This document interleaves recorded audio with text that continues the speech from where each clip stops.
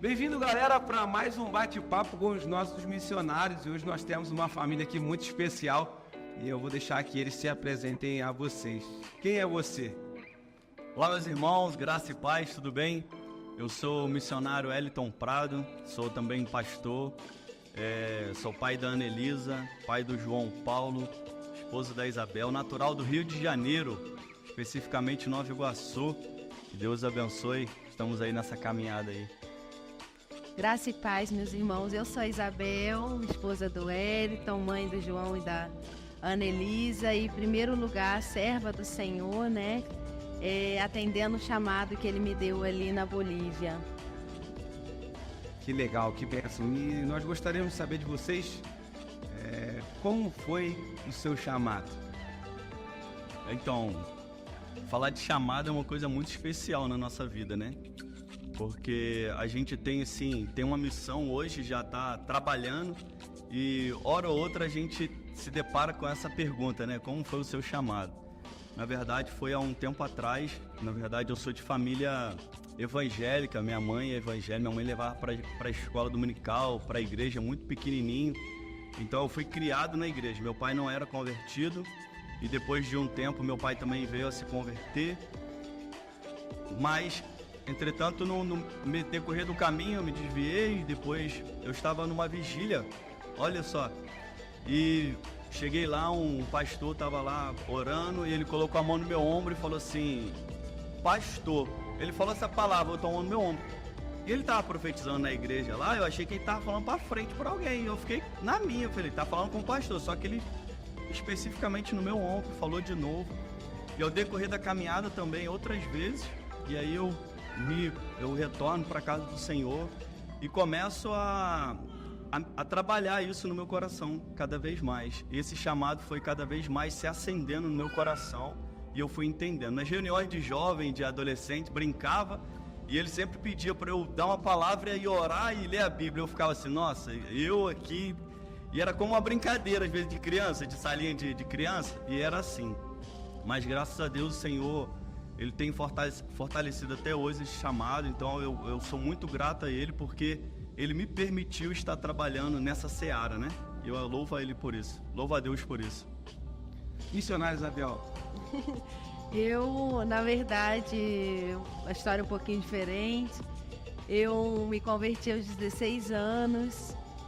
Eu fui algumas vezes quando criança, né? Às vezes minha mãe me levava à igreja, mas nunca tinha percebido, nem olhava para a igreja como algo que fosse para mim, né?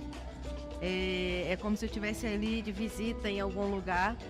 E aos 16 anos, sim, aí Deus falou especificamente comigo. Eu entendi que eu era, assim, filha também, que eu era amada também. E nesse encontro, né? Nesse encontro que o Senhor preparou comigo, Ele também especificamente me falou que eu seria serva dele, seria missionária, mas para auxiliar alguém. Com 16 anos eu esperei esse chamado, eu esperei essa hora e várias vezes ele foi confirmando através de pessoas, através da sua palavra, esse chamado para minha vida. Em congressos como esse que estamos participando agora de missões, sempre Deus falava, não, essa é separada para me servir. Só que eu também sabia que era para eu servir auxiliando alguém, não sabia se era como esposa, se era como médica, que era o que eu estudava para fazer, né? E assim foi, eu segui esperando, né? Dos 16 fui enviada com 27.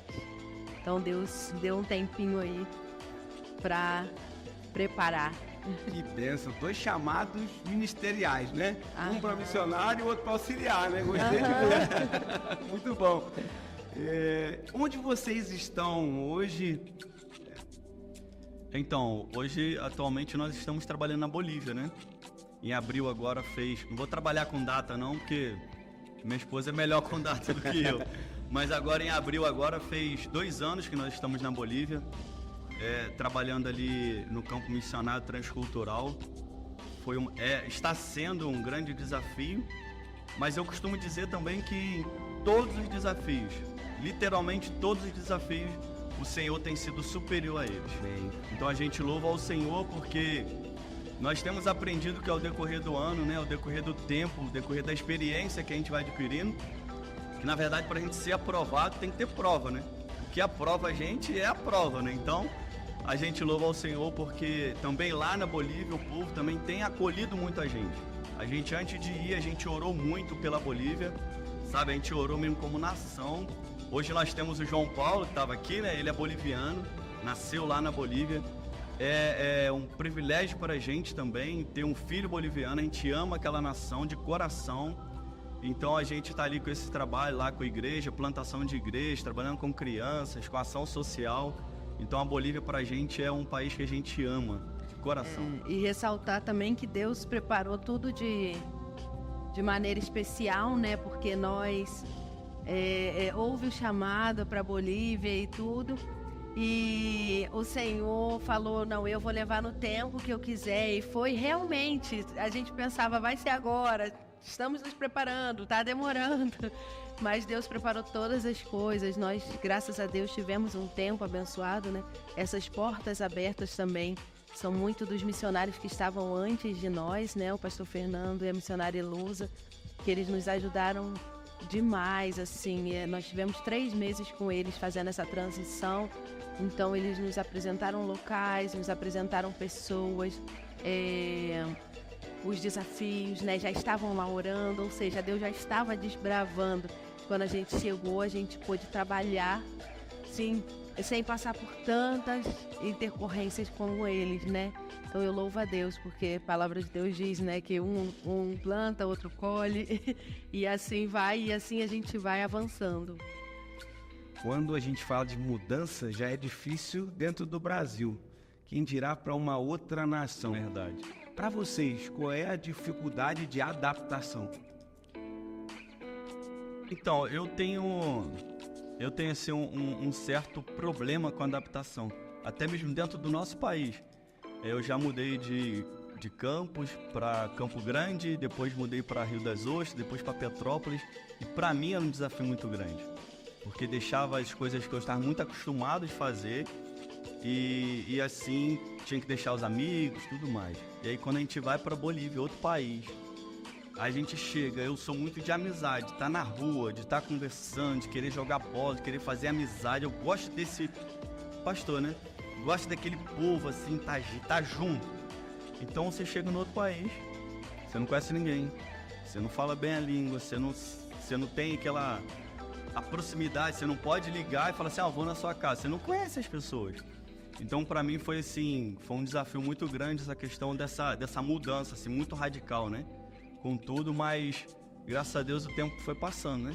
E a gente tá lá já esse tempo agora, e agora já tá na fase já de dar um pouquinho mais, de relaxar mais. Mas no início foi difícil, mas agora tem sido bem melhor, graças a Deus. Bom, para nós foi bem desafiador, na verdade, porque mesmo sabendo do chamado, tudo, né? E a gente estudando, estuda, pensa que sabe tudo do campo transcultural, das questões emocionais, de um choque cultural que é bem complicado, bem difícil. Mudança é muito difícil, né? Sim, mas só que quando chega lá é um choque realmente.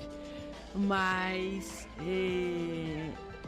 esse foi um grande desafio para nós também, porque foi a primeira igreja que nós iríamos estar pastoreando e iniciar o processo de plantação de outra igreja. Graças a Deus, Deus também já começou a nos preparar aqui para um processo de plantação de igreja, né? Meu esposo já começou a estudar esse processo.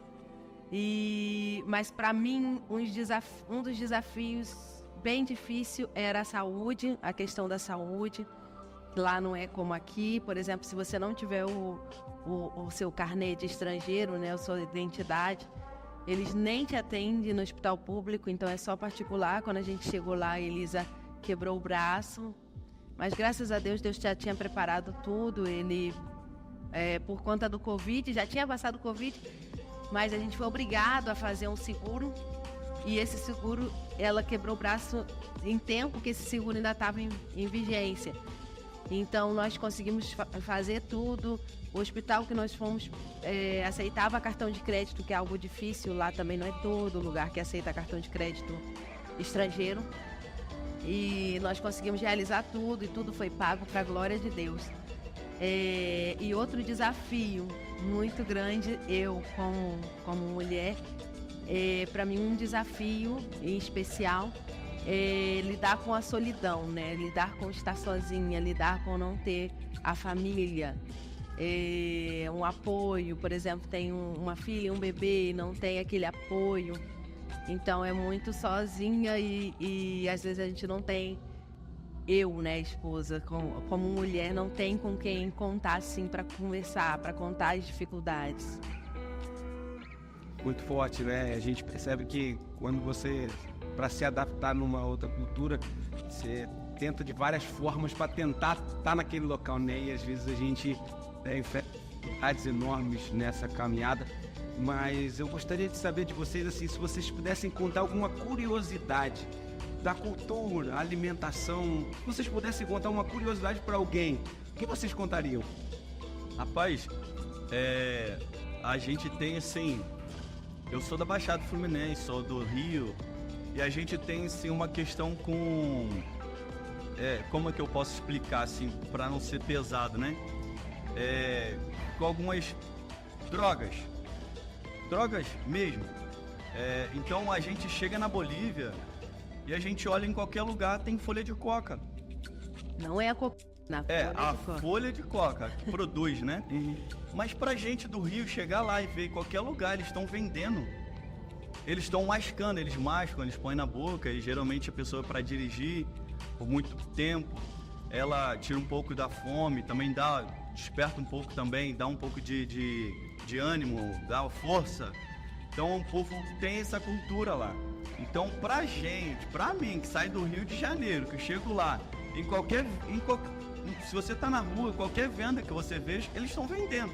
Mas não é uma venda igual a nossa, não é não é processado igual a nossa, né? É uma coisa bem natural.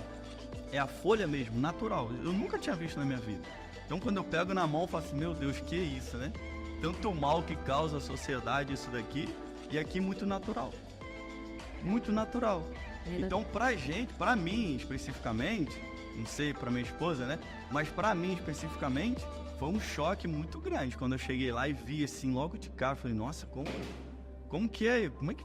Não, calma aí, tem uma coisa... Não, mas é muito cultural lá. Pessoas fazem muito normal, e não é realmente igual o nosso, como eu digo, né? Mas é uma curiosidade muito grande, foi um choque, né, ver isso lá pra gente lá também.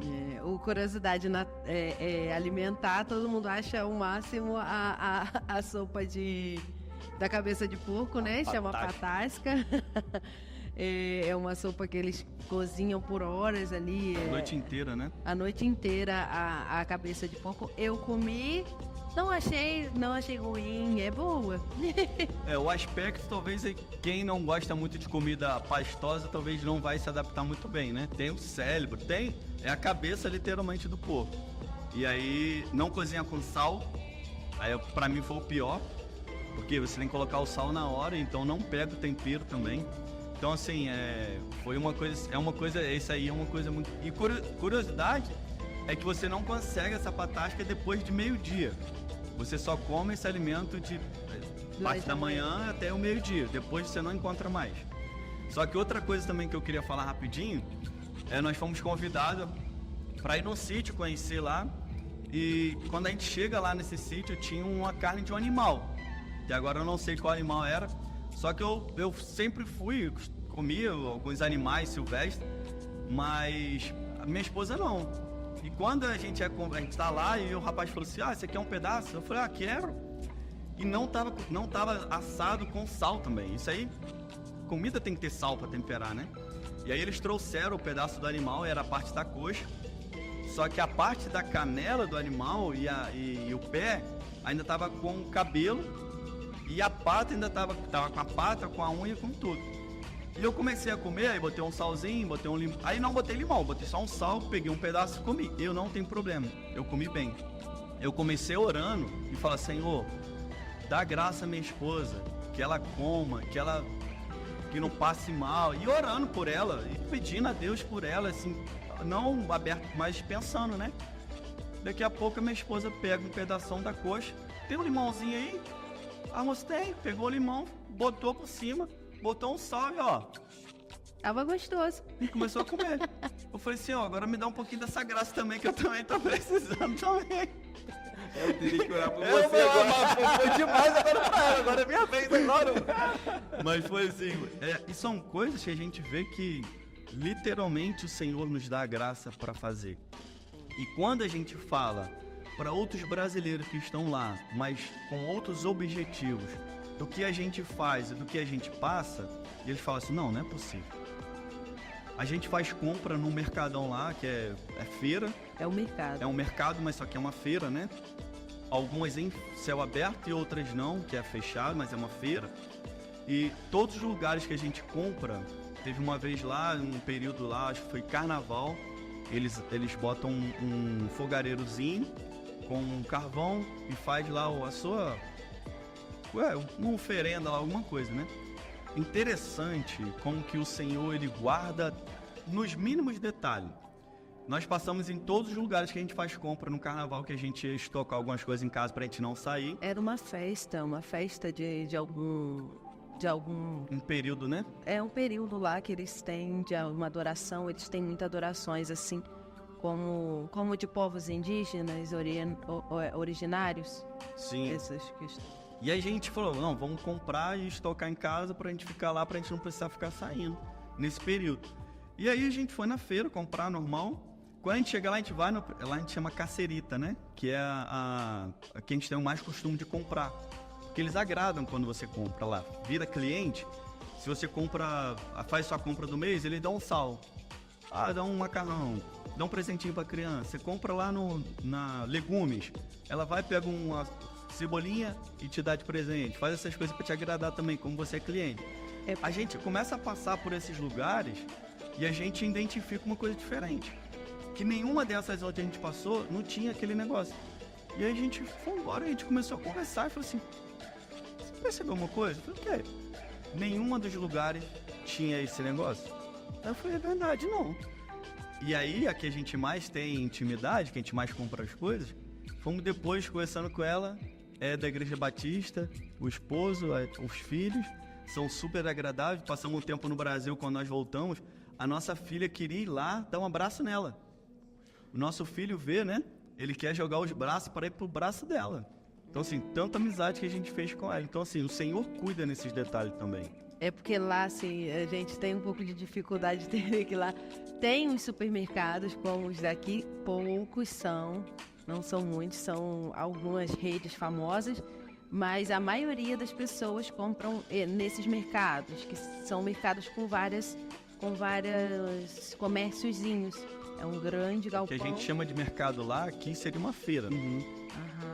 É o grande galpão com vários mercadinhos, né? Então são várias pessoas que a gente compra. Eu compro alimentos não perecíveis num lugar, alimentos perecíveis em outro. E que parece às vezes pra gente aqui uma dificuldade, lá é uma realidade. Lá não tem, mas não é muito comum as pessoas colocarem as carnes nos freezers, essas coisas. Fica assim, lá não é a céu aberto, não, fica lá exposto lá a carne. Aí você vê frango, vê porco inteiro. Aí a nossa filha, a Ana Elisa, ela não gosta de ir na feira com a gente. Da parte do frango. Porque os frangos ficam tudo lá. As com a cabeça, com os pés, aí ela passa a hora, que ela gosta muito de animal, então ela vê, ela fica horrorizada, né? Não, a gente vai deixar você com alguém. Agora já agora ela já vai melhor. Então, assim, fica muito exposto lá, então pra gente já não comum, né? Acostumamos já. Que legal, que diferença de culturas. E quando a gente fala dessas diferenças, naturalmente, eu vou falar uma coisa que eu acho que seria natural aqui no Brasil, é que quando a gente vai conhecendo, a gente ainda tropeça em algumas coisas.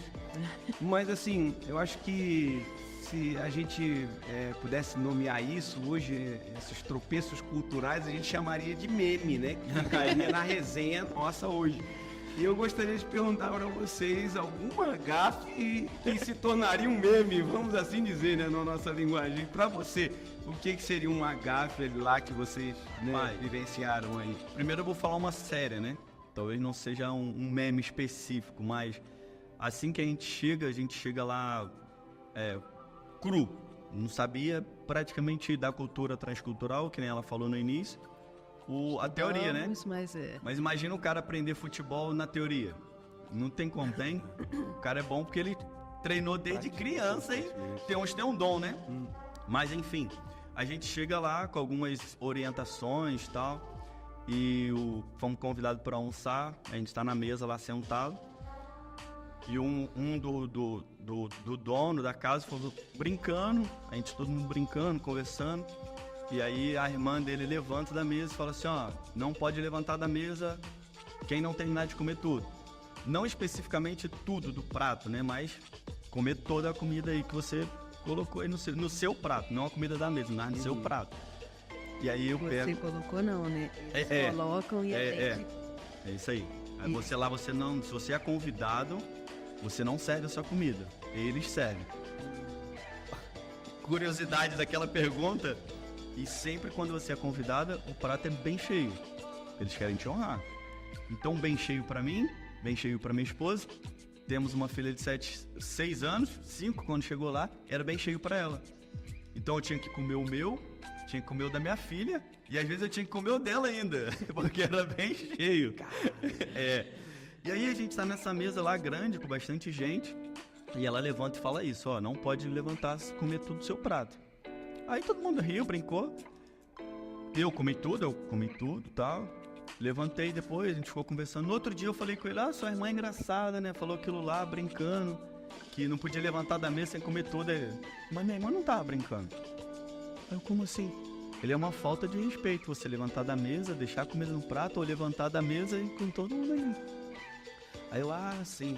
Mas aí tem a teoria e tem a prática. A gente não levantou da mesa, sempre espera alguém fazer, né? Sabe aquela mesa bem chique, que você não sabe o que fazer, você fica esperando? A gente é a mesma coisa, fica esperando. A outra, engraçada, né? Sair pra comprar, logo no início também, a gente vai numa dessas feiras, vamos comprar comida pros animais. Lá, minha filha tem um cachorro e um gato. Aí fomos comprar comida pro gato, e aí ela tava do outro lado assim, e eu tentando conversar. E aí eu fui e falei assim, tem comida pro gato? Tem alimento pro gato? Alimento para gato? Aí ela falou assim, é cachorro? Aí eu, não, é gato. Ela, sim, é um gatito, sim, pero é cachorro? Não, senhora, é gato. É gatito, gatito. E fiquei naquela discussão, é cachorro, é gato, é cachorro, é gato, é cachorrinho, é gato. Eu comecei a ficar, não estressado, mas fiquei, o que tem que falar pra essa moça? Eu apontando, aí, sim, aí ela pegou a comida do gato, é pra cachorro. Aí eu, nossa, aí minha esposa veio uma confusão ali de não é. Aí minha esposa, o que foi? Eu falei, tô perguntando se é pra gato, ela tá falando que é pra cachorro. É pra gato, é pra cachorro. Aí minha esposa, não, sim, é essa mesmo, sim. Aí ela pegou, botou lá, pesou. Aí eu falei, o que houve? Não, porque cachorro é como se fosse filhote. Então é gato, ela queria cachorro. Saber se era filhote. É gato, cachorro, lá pra eles, entendeu? Aí eu falei, é gato, é cachorro. É gato. Não tem duas personalidades, é uma só, Eu falei, é gato. Aí ele falou, não, é gato. Sim, porque eu disse, né? É gatito, cachorro. É gatito, cachorro. filhote. Porque Todo cachorro é tudo filhote. Qualquer animal é cachorro, filhote. Pero cachorro, gato, cachorro. Tudo. Assim. Aí então eu fiquei naquela assim, eu falei, meu Deus do céu, ainda tem que... E todo mundo rindo dele no mercado. Todo mundo rindo. Sabe aquela história que o povo vai comprar alimento em outro país e faz assim, galinha, né? Assim é. E a gente pensa que é brincadeira, tá? A gente vê isso na internet, na televisão. Eu trabalhava em uma empresa e tinha muita gente que ia para outros países, né? Em outros lugares. E chegava lá, era a mesma coisa. Era a mesma coisa, mesma dificuldade, assim, com a língua, com essas coisas assim de comprar, né? Tem que se virar. Que legal. Diante de tudo isso que vocês comentaram, por que vocês nunca desistiram do ministério? Quer falar primeiro? Posso falar? Sim, na verdade, assim, como eu falei antes, né? Deus sempre deixou bem claro que ele tinha um chamado. E ao longo da caminhada, como eu falei, foram por aí 10 anos de preparação, né? E ele sempre foi renovando esse chamado e dizendo, eu te chamei, eu te chamei. Quando foi pra gente ir, né, que eu falei que vai, não vai, vai, não vai, a gente sempre orou e falou, Senhor, que seja no seu tempo, a sua vontade, se for pra ir, seja a sua vontade. E ele sempre renovou isso em nós. Eu chamei, eu levei, a obra é minha, né? E nós somos apenas ali, estamos como mordomos da obra do Senhor, então sempre que tem as dificuldades, algo assim, no meu caso, Deus, ele tem uma forma de me dizer, fui eu que chamei, fui eu que levei e sou eu quem faço. Então, eu fico bem tranquila sabendo que o Senhor vai fazer a vontade dele na minha vida e ele sempre renova essa afirmação de que eu faço, de que eu estou sobre a vontade dele. A gente tem essa coisa em nós, né? Às vezes uma pessoa convida, eu queria convidar você para ir na Bolívia, trabalhar lá com a gente convida às vezes alguns amigos para ir, e às vezes esse convite a gente pensa que alguém está nos chamando, né? Então, na verdade, não, está convidando a gente para estar lá trabalhando, para estar lá fazendo. Então, um convite a gente pode receber de qualquer um, de estar fazendo esse trabalho, né? Essa ajuda. Então, o convite a gente pode ser convidado por diversas pessoas para estar trabalhando na igreja, assumir um cargo na igreja, alguma coisa assim. Mas quando a gente é chamado para aquilo que a gente está fazendo, por Deus, e na verdade a gente vai entender que mesmo que o trabalho esteja difícil, é o Senhor que sustenta. Nessa caminhada eu tenho aprendido que a igreja é dele, que a missão é dele. Então, quando eu trabalho, quando eu faço alguma coisa, eu sei que não faço por homens. Mesmo que a gente tenha que prestar relatório, tem que fazer algumas coisas, mas eu sei que estou fazendo para o Senhor. Então, quando eu penso que, eu estou fazendo pouco, eu estou fazendo muito, ou então não estou fazendo, ou então alguma coisa assim, eu penso, Senhor, é para Ti que eu estou fazendo.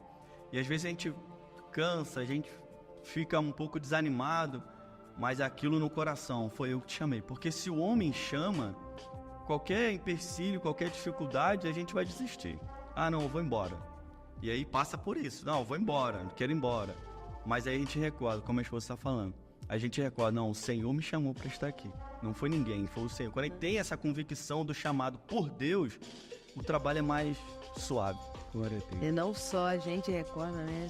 Deus de várias maneiras sempre nos lembra que Ele que nos chamou e que Ele está no controle. Amém. Nessa jornada toda de vocês, um versículo talvez que marque essa jornada. Filipenses 4:13, né? Posso todas as coisas naquele que me fortalece. Só que na verdade, não só esse versículo, né? Mas um pouquinho para trás ele vai dar uma lista das coisas, né? Ele vai dizer sobre que sabe passar abundância, sabe também passar fome. Sobre as coisas que ele sabe muito bem que o Senhor supre, mas também das privações que ele tem.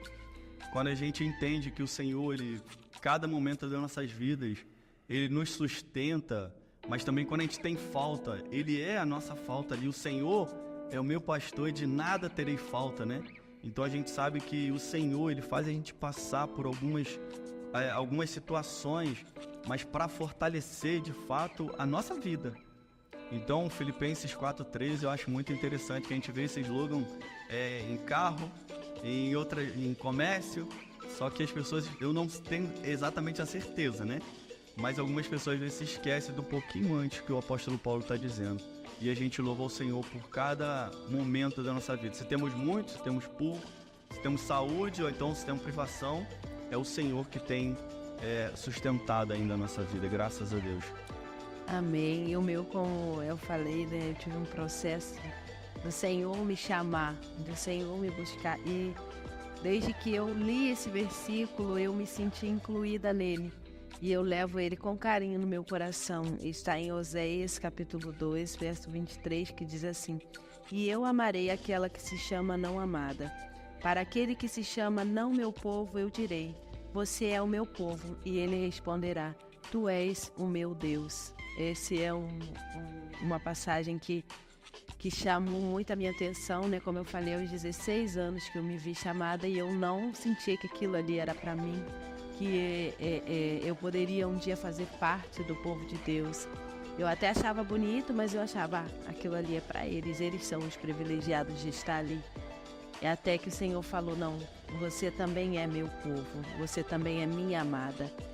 E essa palavra eu guardo com carinho no meu coração, porque Ele me chamou, Ele me disse que eu sou amada, Ele me disse que eu sou filha, o sacrifício dele também é para mim. Então eu levo com carinho e até nos momentos, né, que a gente tem dificuldade, pense desistir, eu lembro quem foi que me chamou, da onde ele me tirou. Amém. E é isso.